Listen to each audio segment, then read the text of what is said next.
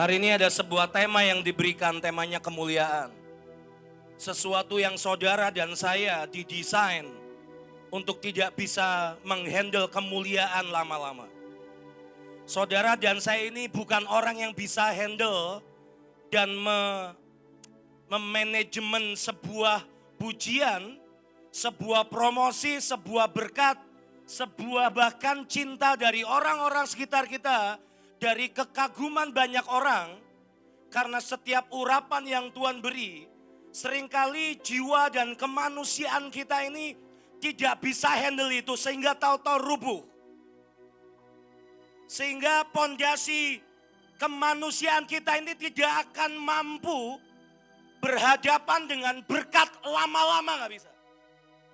Makanya di sorga salah satu pekerjaan dari orang-orang para pendahulu kita, para pilar-pilar ilahi itu, kerjaannya adalah melemparkan mahkota.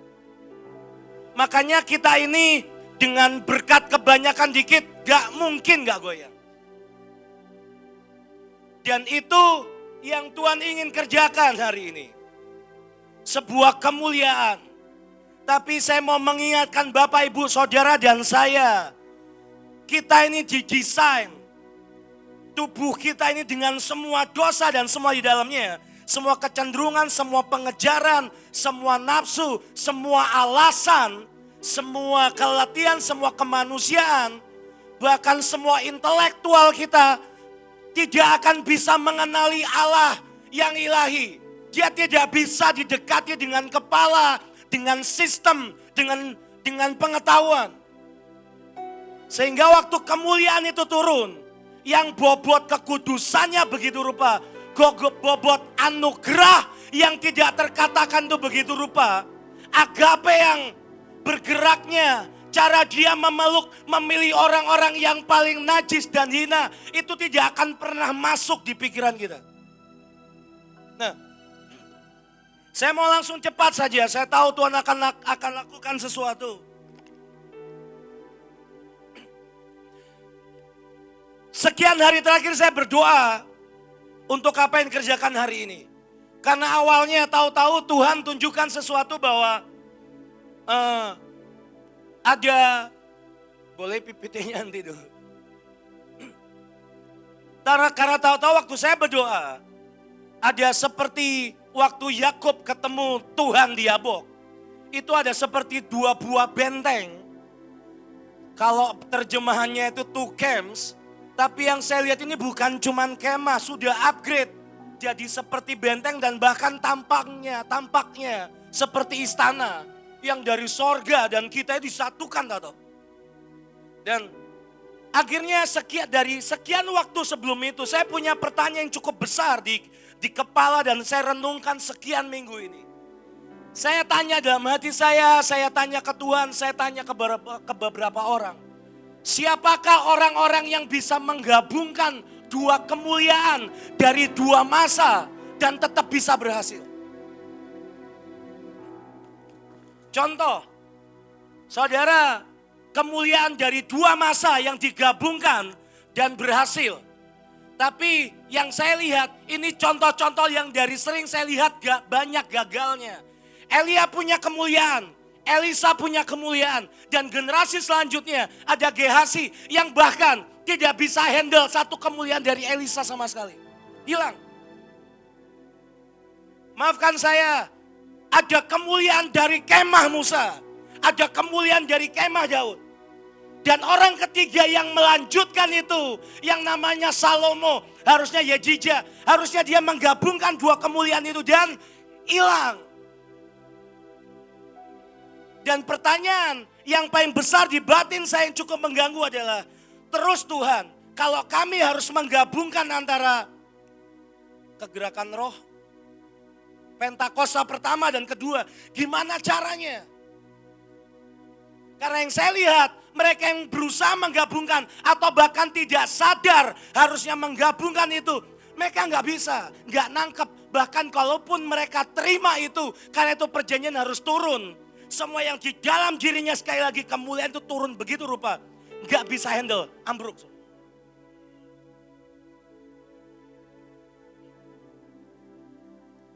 Sampai satu waktu Tuhan tunjukkan beberapa orang. Ada Daniel. Daniel ini orangnya keren, saudara. Dari sekian raja, dia tetap eksis jadi orang besar di kerajaan Persia, kalau nggak salah. Dari sekian nama, saya coba cari, saya coba tanya Tuhan, ini orang-orang seperti apa? Dan ada satu orang yang dia bukan cuma menggabungkan 2 masa, tapi dia menggabungkan 3 masa. Namanya Yusuf. Ada masa dari Abraham, Ishak dan Yakub dan semua berkatnya itu, semua kekuatannya, tahu-tahu diturunkan ke hidupnya. Dan dia bisa handle itu sampai akhir. Kalau saudara baca, di terakhir di waktu dia mau mati, semua itu kemuliaan sedang ada atas Israel. Semua orang menginginkan Goshen, betul? Hidupmu dipisahkan dari banyak orang. Engkau hari itu orang Israel dihormati karena Yusuf. Mereka orang-orang terpandang, mereka punya kelas tersendiri di Mesir. Mereka tinggal di sebuah area yang tanah mereka paling subur, semua sistem, semua yang di dalam hidup mereka yang terbaik. Semua yang jahat tidak bisa masuk situ, kerusakan tidak bisa masuk situ. Tapi kalau saudara baca di Kejadian 50 kalau tidak salah, waktu Yusuf mau mati, dia berkata, jangan stay di sini. Satu hari nanti kamu akan pergi dari tempat ini, pergi ke tanah perjanjian. Sementara sebagian besar kita waktu bertemu dengan kemuliaan yang namanya Goshen, kita mau stay di situ. Kau tetap dihormati, kau dicintai. Bahkan kalau perlu, waktu Yusuf meninggal pun, engkau tetap dihormati. Tapi kenyataannya berubah waktu Yusuf akhirnya meninggal. Mereka dibalik jadi bangsa yang terhormat, jadi dibalik jadi bangsa budak. Waktu berdoa buat ini, tahu-tahu Tuhan berkata seperti ini. Sebelum Yusuf terima jubah raja, ada 3 jubah yang dia terima di hidupnya. Dan hari ini kita mau belajar sama-sama. Dari semua jubah Yusuf sebelum jubah raja itu dia terima. Ada 1 jubah yang ada 3 jubah yang dia terima dalam perjalanan hidupnya. Ini kemuliaan. Mari sama-sama buka, minta tolong PPT-nya. Jubah yang pertama adalah jubah dari sonship. Ayatnya ada di Kejadian 37 ayat 3 berkata seperti ini. Israel lebih mengasihi Yusuf dari semua anaknya yang lain sebab Yusuf itulah anaknya yang lahir pada masa tuanya. Ini kata-katanya ada agak aneh tapi saya baru ngerti kemarin waktu saya baca-baca. Lahir pada masa tuanya. Dan ia menyuruh membuat jubah yang maha indah bagi dia. Nah, kata dari anak yang lahir dari masa tuanya seperti ini. Dari Yusuf itu anak ke-12. Betul? Ada Dina saudara. Jadi dia itu bukan, dia memang anak laki-laki ke-11 tapi dia anak ke-12. Jarak dari kakak-kakaknya umurnya itu cukup jauh. Sehingga waktu dia lahir, itu udah kayak bukan seperti papa sama anak, tapi opa sama anak.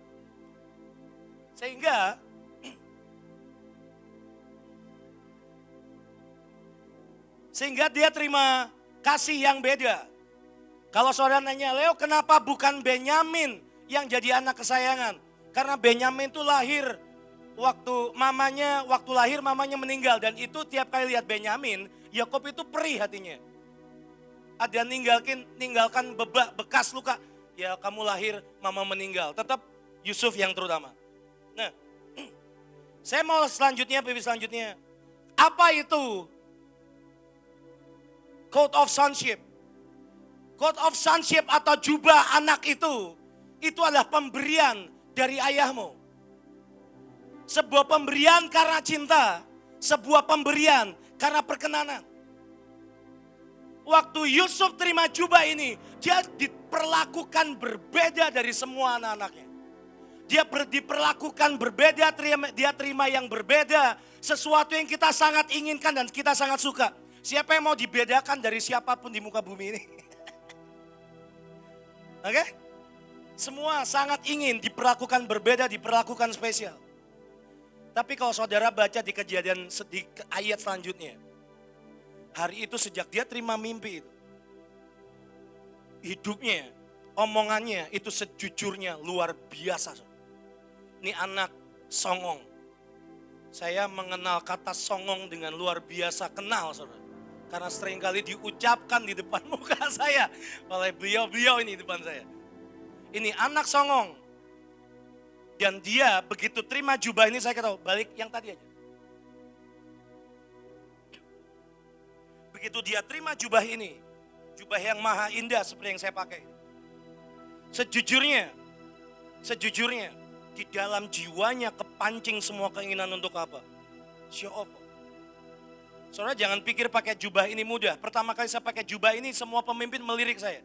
Sebagian orang berkata saya tuh lihat iblis megangin jubahnya Leo. Saudara diinginkan Tuhan mau? Mau. Tapi kok iblis juga seneng sama saudara itu masalah saudara. Dan jangan dipikir siapa yang jubahnya ada mutiaranya? Siapa yang suka dengan mutiara makin lama makin banyak kayak gini? Saudara tahu bagaimana mutiara dibentuk? Tiram itu tidak akan pernah bisa mempersembahkan apapun kalau di dalam dirinya tidak ada sesuatu yang melukai hidupnya. Kalau enggak dia akan cuma jadi makanan seafood. Halo? Bilang kiri kanan kamu mau menghasilkan mutiara atau jadi makanan seafood. Dan jangan pikir pakai gini nih enak saudara. Saudara lihat keren, iya nih mutiaranya makin banyak berarti semua pecahan beling apa akan banyak dimasukin. Dan dia cuma bisa mengeluarkan potensinya. Waktu ada sesuatu yang melukai dimasukkan ke dalamnya, dia akan mengeluarkan minyak sampai surga dan bumi. Kalau saudara lihat di antara kami atau pemimpin siapa sering nangis, nyembah, teriak-teriak itu rata-rata ada pecahan-pecahan yang dimasukkan hidup mereka sampai surga. Hasilnya apa? Ini. Dan jangan pikir makin banyak makin enak, nggak enak. Begitu Yusuf terima jubah ini anak songongnya belagunya luar biasa. Aku tuh mimpi, dia kumpulin keluarganya. Dia yang ngumpulin, bukan papanya. Aku tuh mimpi, matahari bulan 11 bintang nyembah aku. Gaya, kebayang kira-kira gayanya kayak saya lah. Saya yang dulu. Dan kedua, dia ngambil aku lihat 12 atau 11 berkas gandum nyembah. Itu tuh kalau bukan orang songong, masa dia nggak tahu sih? Dan hari itu sesuatu terjadi di hidupnya. Hari itu karena sikapnya dan saya tahu, dan saudara dan saya tahu itu bukan karena hidupnya kok. Itu karena penentuan Tuhan. Tahu-tahu hidupnya dipisahkan dari saudaranya. Jubah yang dia pakai hari itu meremukan hidupnya. Apa yang terjadi? Saudara tahu dia dijual saudara. Jubah yang dia pakai. Ini jubah pertama yang diberi Tuhan untuk hidup Yusuf. Sebuah jubah yang akan membuat engkau terpisah dari kehidupan normal. Maafkan saya. Jubah kedua.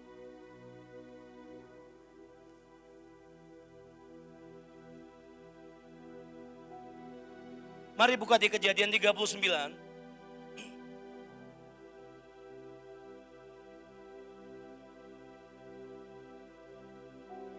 Ayat 5 dan 6, sejak ia memberikan kuasa dalam rumahnya dan atas segala miliknya kepada Yusuf.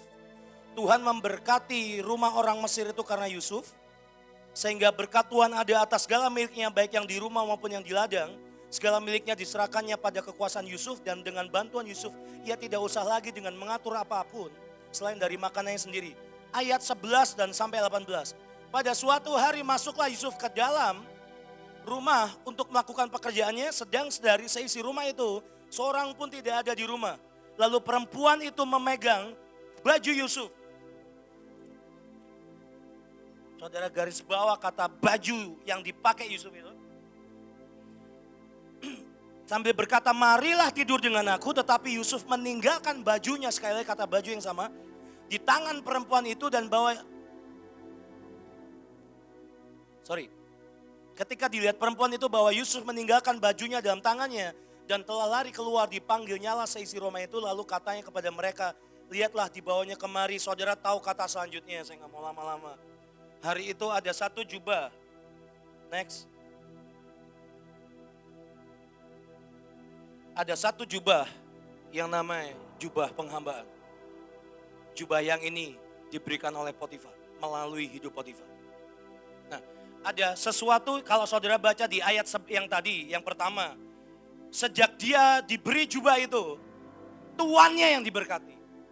Waktu saudara dan saya dikasih jubah ini, Tuhanmu yang diberkati, pemimpinmu yang diberkati, banyak orang yang diberkati. Kepada siapa saudara dan saya menghamba, orang itu akan diberkati. Bukan makin gatel saudara. Nah, tapi ada yang aneh.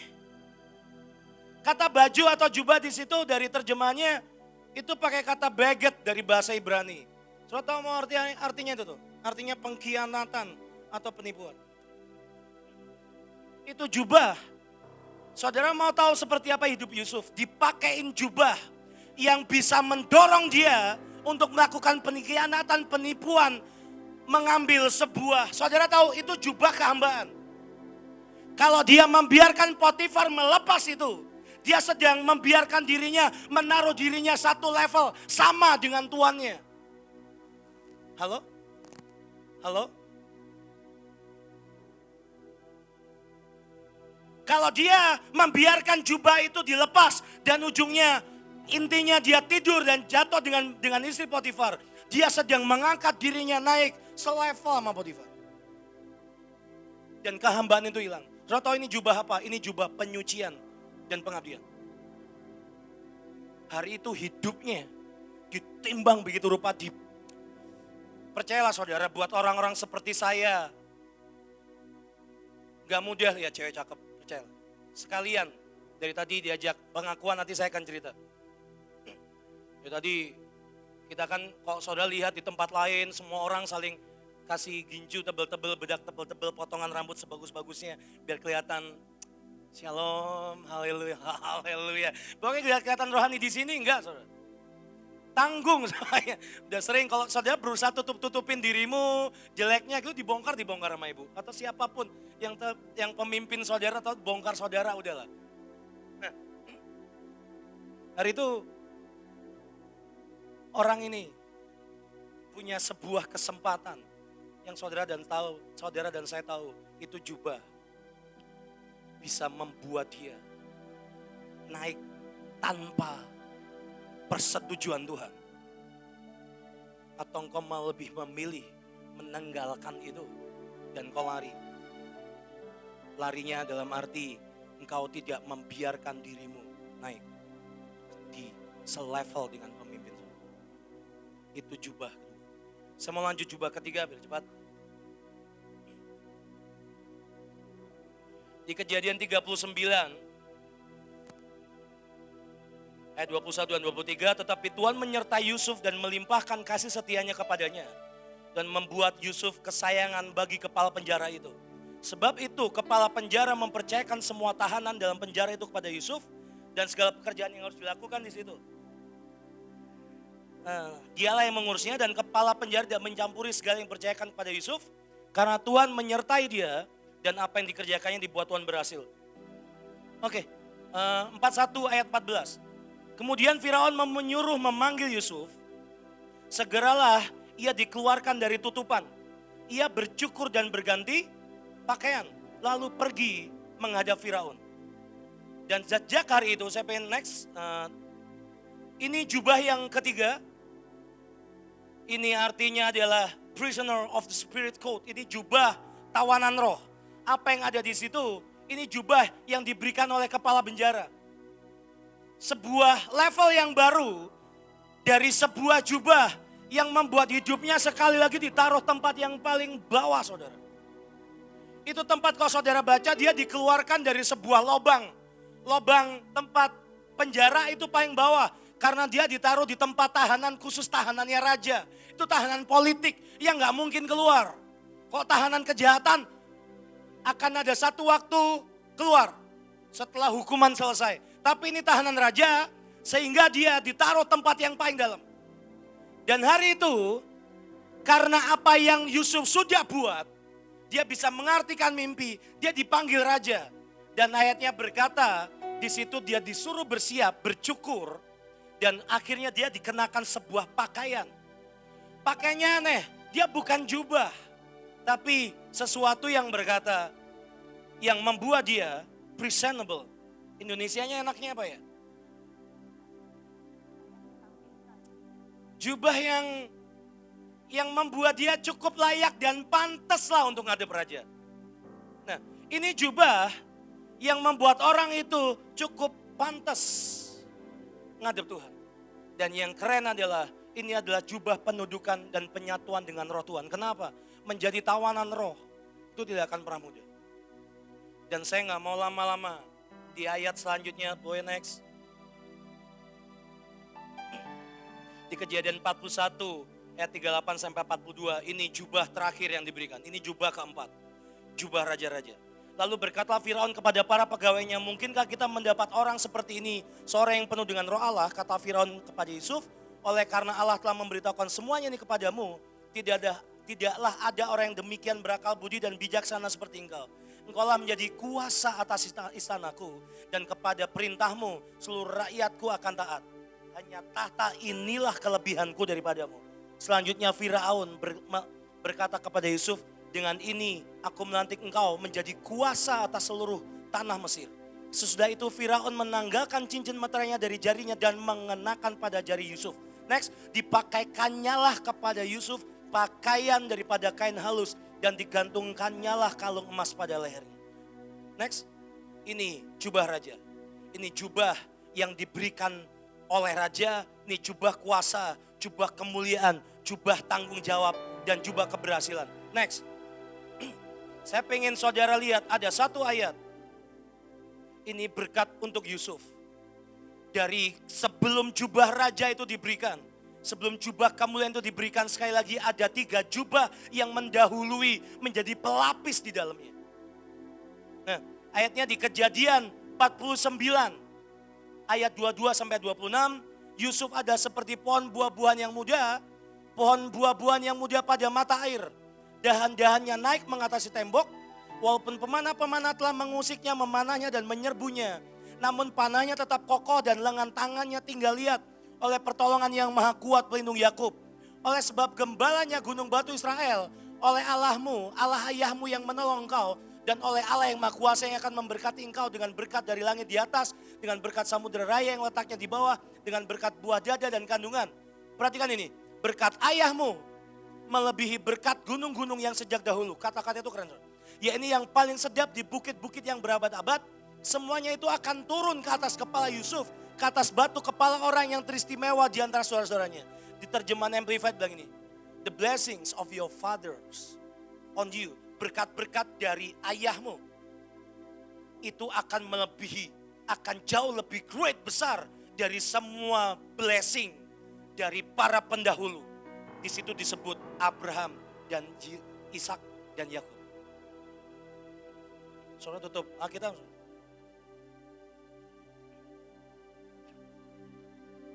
Kita selalu beranggapan bahwa kemuliaan, semua orang menyukai kemuliaan.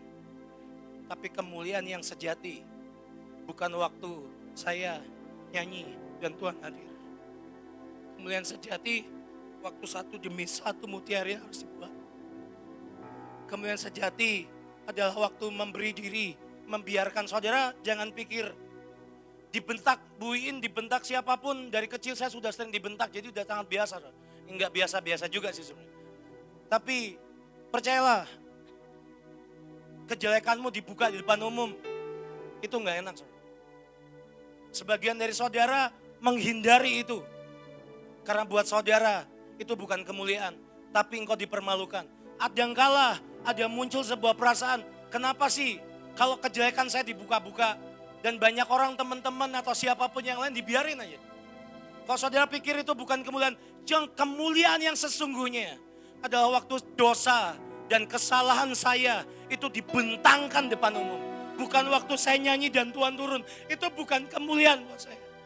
Tapi waktu saudara tahu yang sedang pegang mic dan pakai jubah ini ada orang paling najis, orang paling bodoh, orang paling kurang ajar yang berkali-kali saya menaruh diri saya satu level dengan pemimpin saya. Yang berkali-kali saya ngerasa lebih tahu dari Buin. Buin harusnya lagunya begini, harusnya Ibu harus buat seperti ini, harusnya Kak Puji buat seperti ini, harusnya Pak Luki harusnya buat seperti ini. Ibu Iren kurang pas. Beberapa orang sudah menua. Saudara pikir ngomong kayak gini mudah? Gak pernah. Karena kecenderungan orang akan mempertunjukkan semua yang baik. Tapi banyak orang gak sadar di dalam dirinya cuma anjing. Kalau saudara pikir kemuliaan itu waktu saudara diberkati rumah dan mobil, bukan. Kemuliaan buat saya waktu saya boleh bersentuhan dengan Tuhan tempat kudus. Kemuliaan untuk Abraham.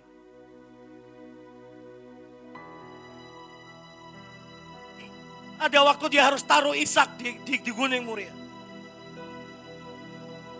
Kemuliaan untuk Yakub pada waktu dia membiarkan dirinya dibuat cacat di dalam sebuah pergulatan dengan Tuhan di Sungai Yabok.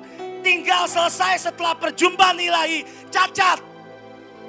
Kita pengen setelah perjumpaan ilahi, impartasi, hidup kita akan wow, no. Dia harus gendong kecacatan itu setiap kali jalan. Setiap kali dia jalan dan dia lihat kakinya, dia ingat sebuah perjumpaan dengan Tuhan. Kemuliaan Yesus bukan waktu dia dipermuliakan di seluruh bumi. Tapi waktu dia harus berdiri di kayu salib mempertahankan saudara dan saya. Kemuliaan Daud bukan waktu dia dipuji-puji. Tapi waktu dia sendirian. Gak ada orang, dia mainkan kecapi, itu kemuliaan. Kemuliaan buat banyak orang, buat Daud bukan waktu dia menang perang. Tapi waktu dia merendah setelah dia meniduri Betseba dan memanipulasi kematian Uria. Itu kemuliaan. Waktu dia memutuskan membuat lagu Mazmur 51. Ini kejatuhan dosaku, nyanyikan di seluruh Israel. Itu kemuliaan. Saudara mau kemuliaan yang wow. Tapi kemuliaan yang sesungguhnya. Ada waktu saudara dan saya bahkan di tengah hatimu sudah gak bisa rasa apa-apa. Kita akan pergi ke bangsa-bangsa Januari Februari.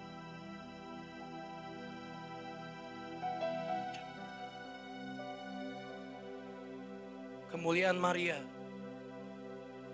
adalah waktu di tengah kerumunan massa dia bawa minyak yang dia kumpulkan selama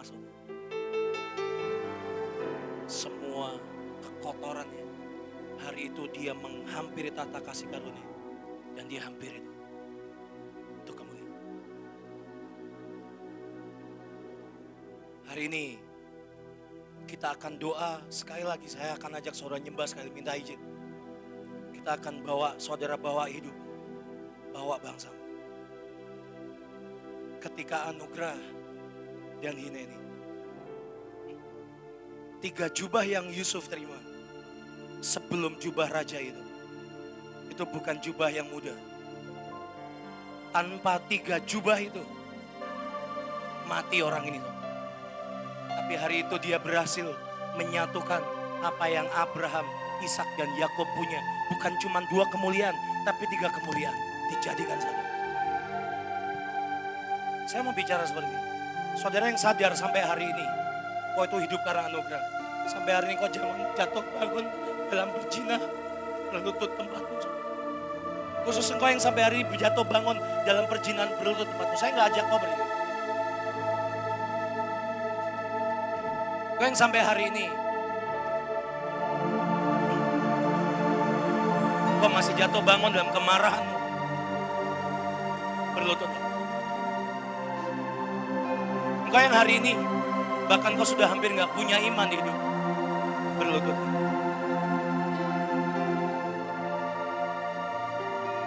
Kau yang sadar, Leo hari ini bahkan detik ini saya tidak bisa merasakan apapun, berlutut.